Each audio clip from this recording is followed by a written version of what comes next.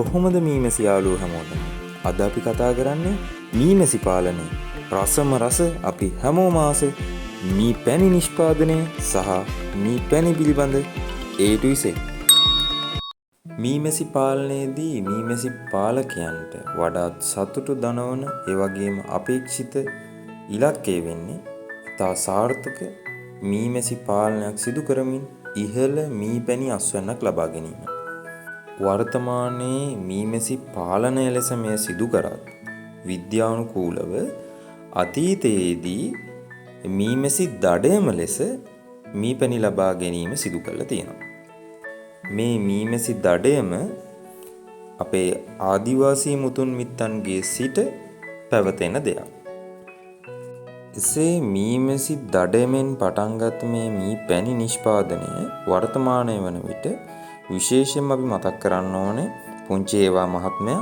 ඔහු තමයි ලංකාවේ එපිත්සෙරානා ඉන්ඩිකා කියන මේ මීමැසි විශේෂයට ගැලපෙන ආකාරයෙන් ප්‍රථමයෙන්ම මීමැසි පාලනයට වැදගත් වන මීමැසි පෙට්ටිය, ඒ වගේම බිඟු පරතරය සහිතව මීමැසි පෙට්ටියේ රාමු හඳුන්වා දීම ප්‍රධානවම ප්‍රමිතිගතව සිදු කරයි.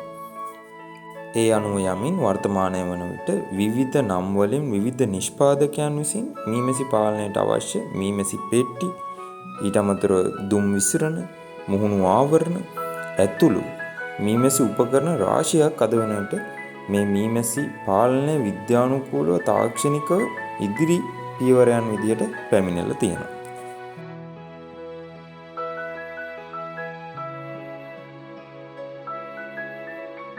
මීමැසි දඩයමේදී ස්වභාවික වාසස්ථානවල පැවති මීමැසි ජනපද විශාල ලෙස හානියට ලක්වීම අතීතයේ ඉඳන් සිද්ධ වුණා.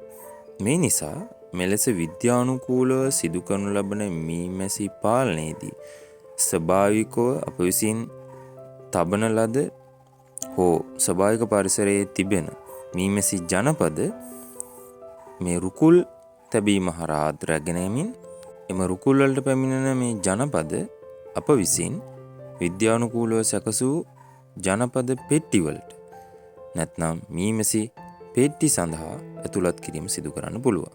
මෙහිදී රුකුල් වලට පැමිණි දිනම ඇතුළත් කිරීම මෙන්ම පිලාවද බැඳ ගැනීමට යම් කාල සීමාවක් ලබා දී ඒ පිලාවද මීමැසි පෙට්ටියේ පිලා පෙට්ටියේ ගැටගසා ඉන් අනතුරුව මීමැසි රැජින ඇතුළු මීමැසියන් මේ පෙට්ටියට ඇතුළත් කර ගැනීම සිදු කරන්න පුළුවන්. මේ ආකාරයෙන් තමයි මීමැසි පාලනය ආරම්භ සිද්ධ වෙන්නේ. අපට වෙළඳපොලේ මීමැසි පාලකයන්ගෙන් රාමු 8 ඒ වගේම රාමු 6 මීමැසි පාලන පෙට්ටි මිලදී ගැනීම හැකියාව තියෙනවා. මෙලෙස අපි එකතු කරනු ලැබූ මීමැසි ජනපදය මේ රාමු 6 හෝ රාමු 8 සම්පූර්ණ කිරීමෙන් අනතුරුව පැණි පෙට්ටිය තබා ඒ පැණි පෙට්ටියට මීමැසි ජනපදයේ මීමැස්සන් ආකර්ෂණය කර ගැනීම නැත්නම් රැගෙන ඒම සිදු කරන්න පුළුවන්. ඒකට අපිට විවිධ උපක්‍රම භාවිතා කරන්නත් පුළුවන්. වර්ධක කාලයේදී හොඳින් ජනපදයේ වර්ධනය ශීඝ්‍රව සිදුවන අතර ඒ වර්ධක කාලයේ අවසානයේදී මේ පැණි පෙට්ටියේ ගබඩා කිරීම හරහා අපිට හොඳ පැණි අස්වැන්නක් මීමැස්සන්ගෙන් ලබා ගන්න පුළුවන්. ඒ කාලය අපි පැණි කාලය කියලා හඳුන්වනවා. මීමැසි පාලනයේදී වර්ධක කාලය, පැණි වාරය, ඒ වගේ මහේනි කාලය කියන මේ කාල තුනටම නිසි පළපුරුද්ද සහිතව ඒ කාල සහ පරිසරයේ තත්ත්ව හොඳින් අවබෝධ කරගෙන මීමැසි පාලනය සිදු කරන්න ඉතා ඉහළ පැණි අස්වැන්නක් ලබා ගැනීම, ජනපද සංඛ්‍යාව වැඩි කර ගැනීමට, ඒ වගේම මහේනි කාලවලදී මේ මීමැස්සන් ආරක්ෂිතව තමන්ගේ ජනපද වල පවත්වා ගැනීමට හොඳ අවබෝධයක් තිබීම ඉතා වැදගත්. වර්තමානයේ දකිනවා මී පැණි සඳහා ඉතා ඉහළ ඉල්ලුමක් තියෙනවා. මොකද මීමැසි පාලනයේ නියුතු වන්නන් සංඛ්‍යාව ඉතා අඩු ප්‍රමාණයක් පැවතීමත්, ඒ වගේම මීමැසි විවිධ නිෂ්පාදන සඳහා මේ පැණි යොදා ගැනීමත් හේතුවෙන් ඉල්ලුමට හැරලා සැපයුමක් ලබා දීමට හැකියාවක් නොමැති හේතුවෙන් මේ මී පැණිවල ඉතා ඉහළ ඉල්ලුමක් සහ ඉතා ඉහළ වටිනාකමක් තියෙනවා. ඊට අමතරව පරාග සඳහාද විදේශ රටවල් වල ඉතා ඉහළ ඉල්ලුමක් පවතිනවා. මොකද ඉතා ඉහළ ප්‍රෝටීන් ප්‍රභවයක් විදිහට මේ භාවිතා කරන නිසා. මීමැසි පාලනයේ මේ අග්‍රඵලය වෙන මී පැණිවල වටිනාකම් පිළිබඳ කතා කරමු. එකක් තමයි මී පැණි ශරීරයේ බර අඩු කර ගැනීමට ඉතා ඉහළ දායකත්වයක් සපයනවා. අද වන විට සෞඛ්‍ය සංවිධාන වලින් පවසා තියෙන ආකාරයට ශරීරයේ අමතර මේදේ දහනය කිරීමේ හැකියාව මේ මී පැණි වලට පවතිනවා. ඒ නිසා උදෑසන හිස් බඩව මී පැණි හැන්දක් ආහාරයට ගන්න පුළුවන් නම් එය ශරීරයේ බර අඩු කර ගැනීම සඳහා ඉතා වැදගත් වෙනවා. ඒ වගේම සමට අවශ්‍ය පෝෂණය සැපීමට මේ මී මෙස්සන්ගේ මී පැණි රූපාලාවන්‍ය කටයුතු වලදී නැතිවම බැරි අංගයක් වෙනවා.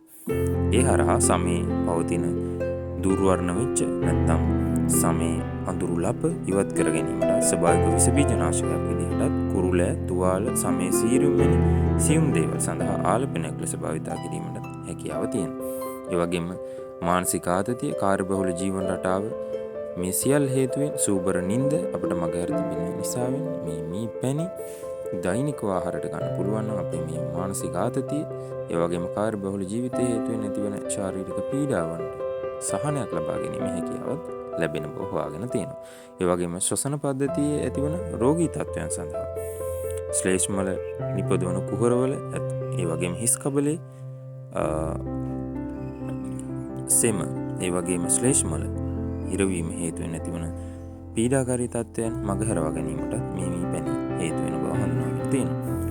එසේම මතකයේ උද්දීපනය කිරීමත් මේ මී පැණි වලට හැකියාව තියෙන බව වර්තමානයේ තහවුරු කරගෙන තිබෙන අතර වැදගත්ම කාරණාවක් ලෙස ප්‍රතිශක්තිකරණ පද්ධතියේ ක්‍රියාකාරීත්වයට ඒ වගේම ප්‍රතිඔක්සිකාරකයක් විදිහට මේ මී පැණි ක්‍රියා කරන බව වත්මන් හඳුනාගෙන තියෙනවා.